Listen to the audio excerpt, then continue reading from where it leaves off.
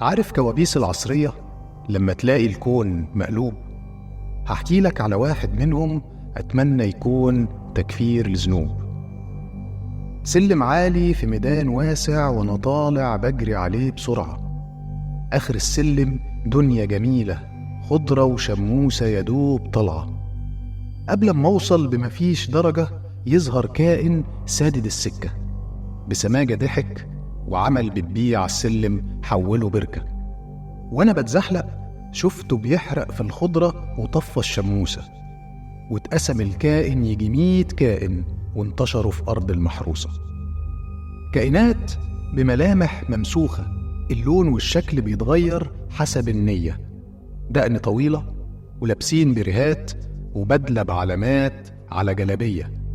وفضلت أغرق وأغرق وأغرق في البركة. وصلت لحد القاع، لقيت فريقين عاملين ملعب، جماهير وخطط هجوم ودفاع، وراس إنسان معمولة كورة، سنتر باصي صلح شوط. تم التصليح، هاتوا راس غيرها، سنتر باصي صلح شوط.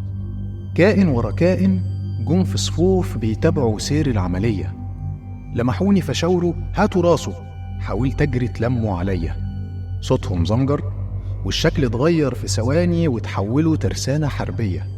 خلعوا هدومي وغموا عينيا وكلبشوا ايدي كلبشة خلفية، وخدوني على الملعب والجماهير لسه بتهتف على نفس الصوت، سنتر باصي صلح شوط، سنتر باصي صلح شوط.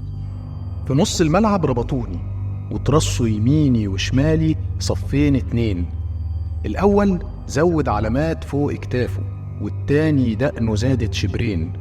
الأول صوب أسلحته والتاني أشهر لي سيوفه. وفي وسط ده كله لقيتني بقول وبصوت عالي رج الملعب: بكرة تشوفوا، بكرة تشوفوا.